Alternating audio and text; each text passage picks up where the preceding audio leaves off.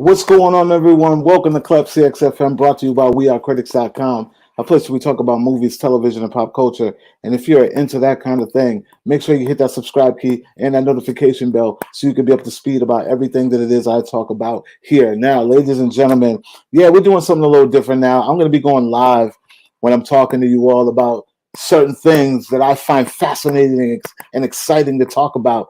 And of course, this weekend, there is a brand new movie coming out that you guys may know of called Doctor Strange in the Multiverse of Madness. And yes, today I had the opportunity to see that thing, and woo, boy, do we got a lot to unpack. No spoilers, of course. I don't do the spoiler thing. No, do I don't like that. I don't believe in that. I don't think that a lot of people should be spoiling things, especially like opening weekend. So we're going to talk about this thing as clear as we can without spoiling stuff. And you are all invited to have this conversation with me as well, because it wouldn't even be a conversation without you guys. So without further ado, let's talk about Doctor Strange 2, aka Doctor Strange in the Multiverse of Madness. I'm going to give you guys a little bit of time to get in here.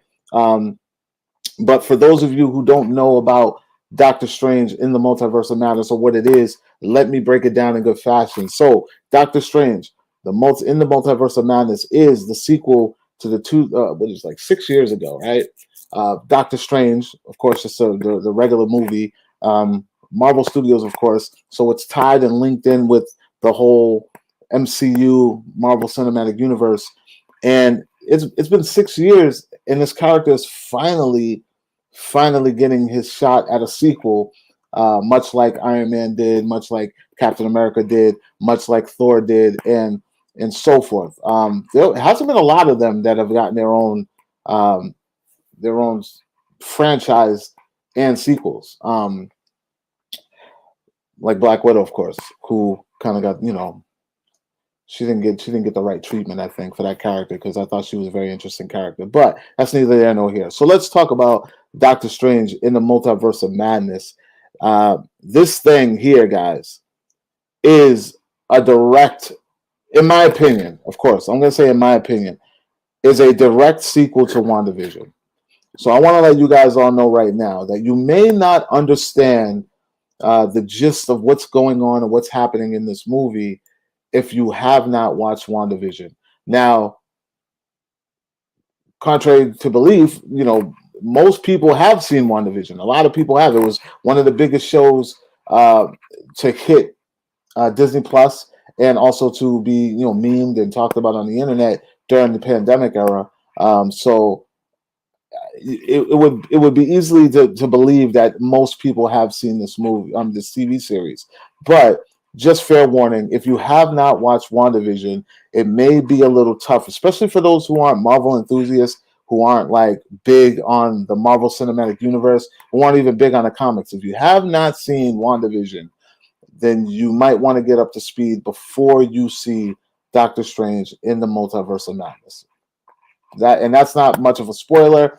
That's just what the marketing is showing us or telling us, and that's what I think. I think that you need to go see it. You need to sit down and watch WandaVision to really understand and appreciate the motivations and the storyline that's going on in Doctor Strange 2. Another series that I think could help, but could easily be explained or talked about after or during the film would be Loki. And the only reason I say that is because it's in the title, the Multiverse of Madness. Like, most people will probably want to know, what the hell is the multiverse and why is it in play now? Well, because Loki very much explains the overall meaning of the multiverse and what it means, and the importance of it. So I think that along with WandaVision, the Loki series may be something that you really want to kind of check out before you check out the Multiverse of Madness, Doctor Strange 2. Now, before I get in what I thought about Doctor Strange 2, now, you know what? Let's just get right into it, because I see we got some people rolling in. I want to get right into it. What did I think about Doctor Strange 2, aka Doctor Strange in the Multiverse of Madness? This movie, this thing here is bonkers, y'all. and I mean bonkers in the best possible way. I'm a huge Marvel comic book fan. I am also a huge MCU fan, and I actually went into this thing and walked out of this thing very satisfied. I think Sam Raimi is a like a boss. Like Sam Raimi is was the perfect guy for the job. Um, this is alongside characters and story and continuity and things like that. Just the style of this film and what Sam brings to it is very reminiscent of course, Spider-Man with Tobey Maguire, Spider-Man 2, and also I got a little bit of Evil Dead. I got a little Evil Dead vibes in this thing. It is what the internet is saying, guys. If you've been hearing the rumors, if you've been hearing what people are talking about, it is a horror movie. It is a straight up horror movie. The beginning of it, it's a little bit of Sam mixed with a little bit of Marvel, what we're used to, but still very much like his DNA. Sam Raimi's DNA is from beginning to end is all through this thing. Is interweaved through this entire film, and you notice it and you see it. At some points, I'm watching this movie and I'm like, this feels nothing like a MCU movie, but in the best possible way. Like I'm watching this thing and I'm excited and I'm happy while I'm watching it because I don't feel like I'm getting the same old blueprint. I don't feel like I'm getting the same old bullshit when I'm watching it. I'm not saying that Marvel's catalog is bullshit because we know it's not. Marvel's catalog is not bullshit. I'm a huge Marvel MCU fanatic, but this movie feels different. I'm watching it, and at some moments, it doesn't only feel like a Doctor Strange movie. That's probably one of my only gripes about the film is that this is literally WandaVision 2.0. Like for any of you guys that, like I said, you need to see WandaVision. And any of you that have seen WandaVision multiple times like I have and understand what I mean by that, that's what you're going to get. This is literally WandaVision 2.0. And the only person in this broad spectrum of the MCU that could really go toe to toe with Wanda are the Sorcerer Supreme and Doctor Strange. Notice I said Sorcerer Supreme and Doctor Strange because, as we know from Spider-Man No Way Home, the Sorcerer Supreme is not Doctor Strange. It is none other than Wong. So these guys are the only ones, capable of handling such a powerful entity such as Wanda or the Scarlet Witch, I should say. And it just works, man. It just works so well. It doesn't feel like the same old. Sam Raimi knocked it out the park in my opinion. And there are setups. A lot of people are asking me where the setups to the future, and the only thing I can say about that is, in the world of Doctor Strange, there are setups. In the overall MCU, I can't speak to that. But if you use your imagination based on how this thing ends and wraps up, you could probably put the puzzle pieces together yourself or have your own theories and assumptions. I think that this does connect to future MCU without them like laying out the bricks for me to follow along and get it. But for the most part, I think that this really sets up the next Strange story in a great way. There's some characters introduced, guys. Some characters introduced, and and I'm not just talking about the little bit that they gave us with the Illuminati that we've seen in the teasers and the commercials. There's an introduction. I will tell you that of a character that comic book fans will appreciate or understand or know who I'm talking about. For the most part, there are 2 post-credit scenes in this. America Chavez, I thought was cool because I was excited about the Young Avengers stuff. I'm super excited about Young Avengers stuff. Anything Young Avengers, I'm pumped. But after seeing it,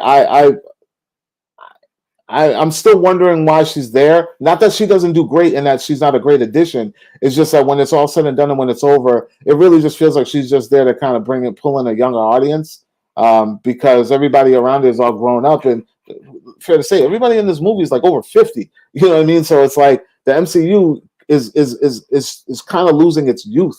We're growing up with it, but they need to bring in the new generations with it. So having America there, I think, really balances that really cool.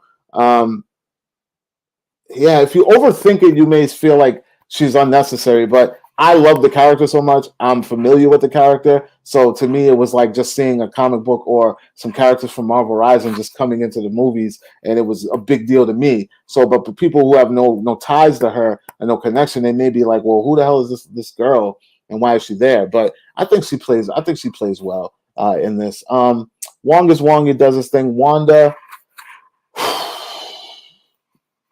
the Scarlet Witch is here, guys. The Scarlet Witch is here. And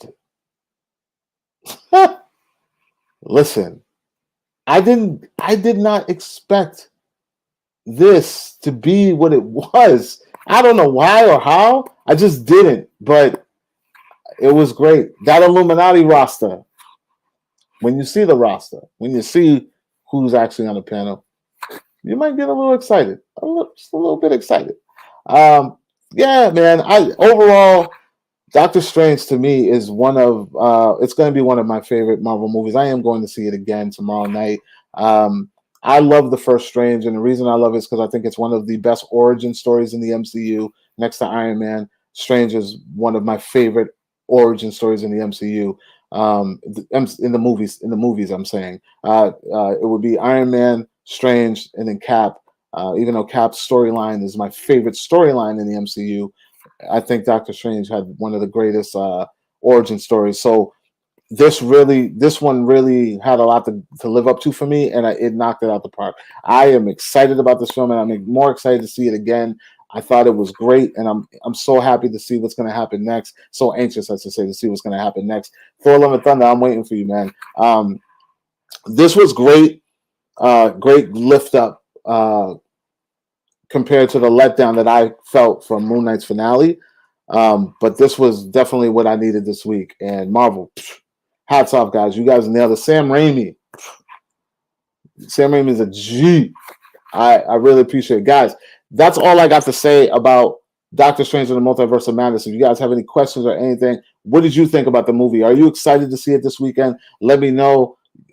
Drop a comment, like, share, subscribe, and of course, for more movie news, television news, and pop culture, check out wearecritics.com, guys. That's my website. You know what I mean? That's where we talk about this stuff and we drop the news every day. And I will talk to you all later. Peace.